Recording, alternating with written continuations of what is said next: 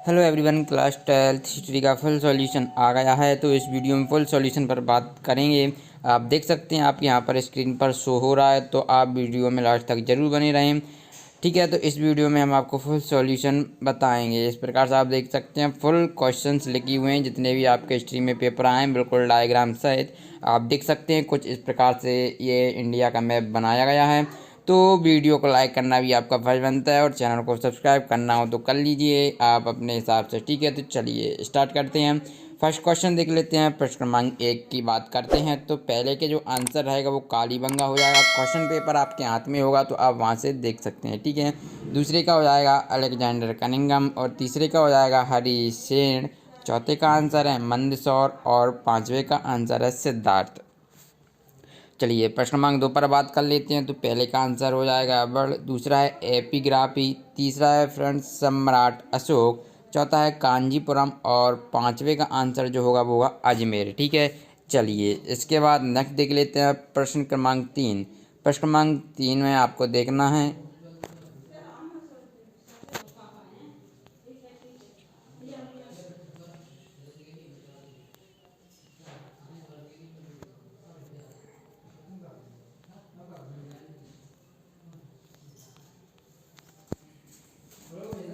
ये बोतल सही है पता नहीं फिर भरने निर्मा से गर्म पानी से हाँ वीडियो ना।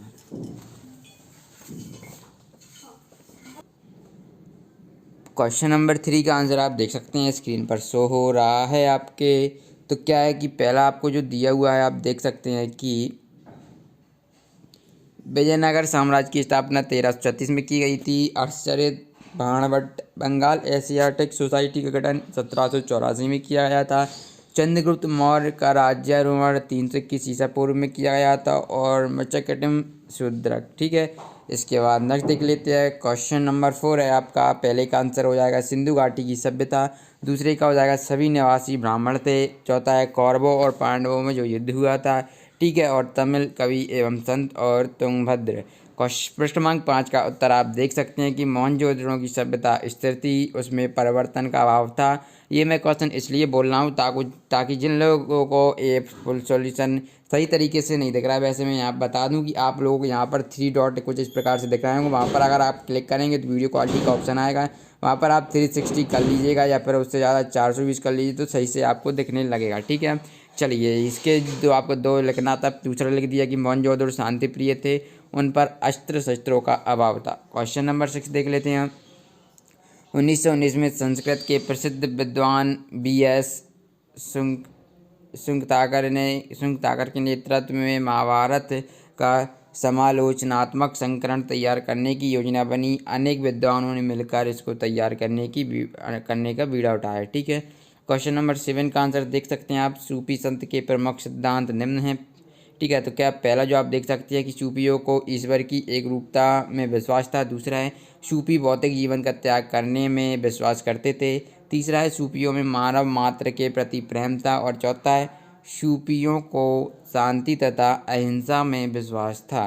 क्वेश्चन नंबर 8 का आंसर आप देख सकते हैं कि विजयनगर की जल आवश्यकताओं को तुंगभद्रा नदी पर बांध बनाकर पूरा किया जाता था। लगभग सभी धाराओं के साथ साथ बांध बनाकर अलग अलग आकारों के हौज बनाए गए थे। क्वेश्चन नंबर 10 का आंसर है जो कि अथवा में दिया गया है। आपको विवाह के निम्न प्रकार है जो क्वेश्चन पूछा गया है, जो कि अथवा वाला बताया गया है। ठीक है, कितने प्रकार होते हैं विवाह के क्वेश्चन में पूछा गया, तो आंसर है ब्रह्म विवाह।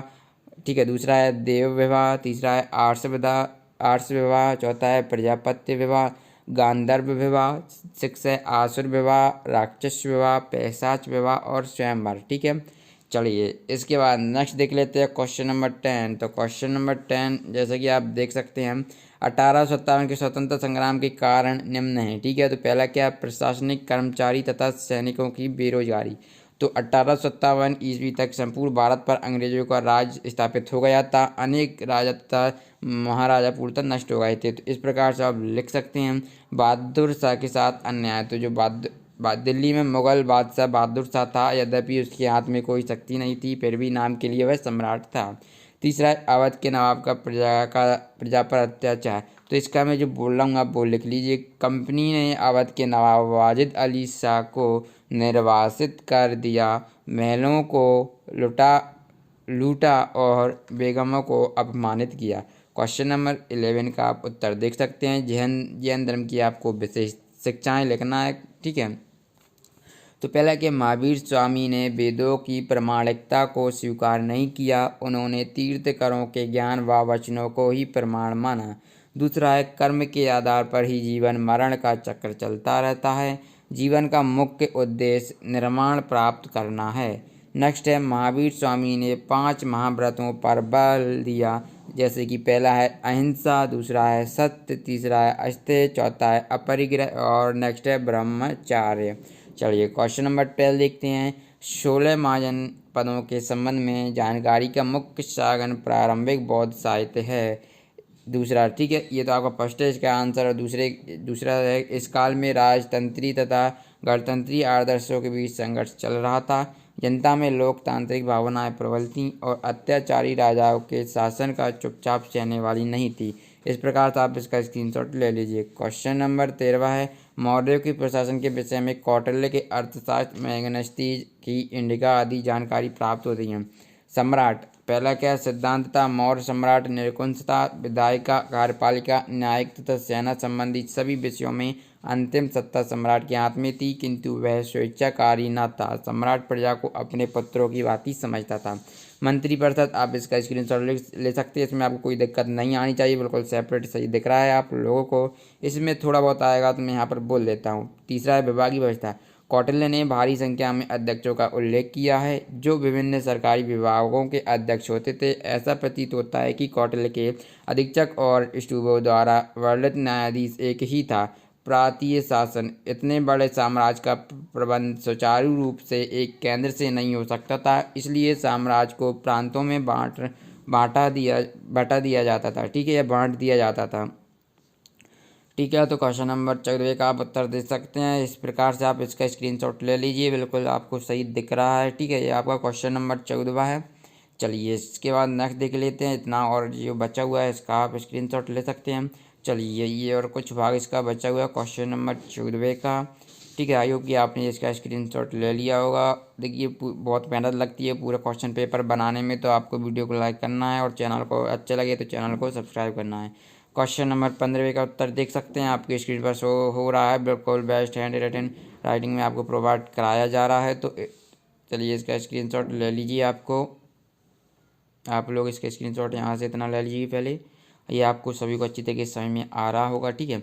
चलिए इसके बाद जो कुछ बचा हुआ भाग है इसका भी आप स्क्रीनशॉट ले लीजिए। चलिए नेक्स्ट देख लेते हैं क्वेश्चन नंबर 16, जो कि आपको क्वेश्चन नंबर 16 शायद आपको सही से नहीं देखे, इसलिए मैं इसको पूरा बोल देता हूँ जिससे आप इसको लिख सकते हैं आसानी से। पहला कि शहर के सबसे ऊंची स्थानों में से एक पर स्थित महानवमी डिब्बा एक विशालकाय मंच होता है, ठीक है, जो लगभग 11,000 वर्ग फीट के आधार 400 फीट की ऊंचाई तक जाता था। ऐसे 7 मिले हैं, ठीक है, ऐसे 7 मिले हैं जिससे पता चलता है कि इस पर एक लड़की की संरचना बनी थी। मंच का आधार उत्कीर्ण से पड़ा था। इस संरचना से जुड़े अनुष्ठान संभवतः सितंबर तथा अक्टूबर के शरद मासों में मनाए जाने वाले 10 दिन के हिंदू त्यौहार जैसे कि दशहरा, दुर्गा पूजन तथा नवरात्रि या महानवमी नामों से जाना जाता है, ठीक है।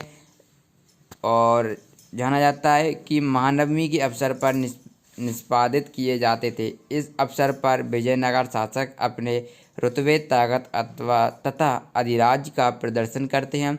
इस अवसर पर होने वाले धर्मानुष्ठानों में मूर्ति की पूजा, राज्य के अश्व की पूजा तथा मैसों और अन्य जानवरों की बलि सम्मिलित थी। क्वेश्चन नंबर 18 का आप प्रश्न क्रमांक 18 का उत्तर आप देख सकते हैं। मुगल सम्राट की धारणा थी कि इसका स्क्रीनशॉट ले लीजिए, आपको सही दिख रहा है, ठीक है। इसका भी आप स्क्रीनशॉट ले सकते हैं यहाँ से, ठीक है। इतना पहले आप इतना ले लीजिए, फिर इसके बाद इतना आप ले लीजिए, ठीक है। अगर जिन लोगों को सही नहीं दिख रहा हो तो वो वीडियो क्वालिटी बढ़ा लें ताकि आपको ये फुल सही दिखने लगे। ठीक है। इसके बाद ये इतना स्क्रीनशॉट ले लीजिए। इसके बाद ये जो कुछ बचा हुआ भाग है ये इसका, ठीक है, तो ये आप इसका स्क्रीनशॉट ले सकते हैं। चलिए इसके बाद नेक्स्ट देख लेते हैं। थोड़ी बहुत वॉइस प्रॉब्लम हो सकती है तो आप तो सिर्फ स्क्रीनशॉट लीजिए जो क्वेश्चन पेपर है आपका। चलिए इसके बाद क्वेश्चन नंबर जो चौथा है इसी का, देखिए अभी यही चल रहा है, तीसरा है पर ये चौथा, तबकात ए बाबरी अकबरनामा आपको इनके लिखना था, इनके बारे में। पर प्रश्न क्रमांक, चलिए पहले इसका स्क्रीनशॉट ले लीजिए। ठीक है, थोड़ी बहुत वॉइस प्रॉब्लम होगी, फिर से बोल रहा हूँ, आपको स्क्रीनशॉट लेकर लिख लेना है अपने जो आप कॉपी बना रहे हैं। क्वेश्चन नंबर 19वां आप देख लीजिए। विजयनगर की स्थापना की सबसे महत्वपूर्ण विशेषता उनकी न्यायाधिकार व्यवस्था थी। तो इस प्रकार से आपको ये लिखना है, स्क्रीनशॉट ले लीजिए। इसके बाद ये कुछ जो बचा हुआ भाग है उसका स्क्रीनशॉट ले लीजिए। चलिए अब इसके बाद देख लेते हैं जो कि, चलिए थोड़ा, तो चलिए यहाँ से इसका जो कुछ इस बचा हुआ है वो स्क्रीनशॉट ले लीजिए। चलिए इसके बाद क्वेश्चन जो बचा हुआ है ये और बचा हुआ है 19वां क्वेश्चन।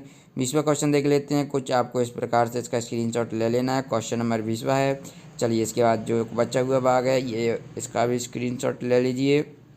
आई होप कि आपको ये वीडियो पसंद आ रही होगी। तो वीडियो पसंद आ रही हो तो एक वीडियो को लाइक कर देना, और चैनल को सब्सक्राइब करना चाहते हैं तो चैनल को सब्सक्राइब भी कर लेना। चलिए इसके बाद नेक्स्ट देख लेते हैं।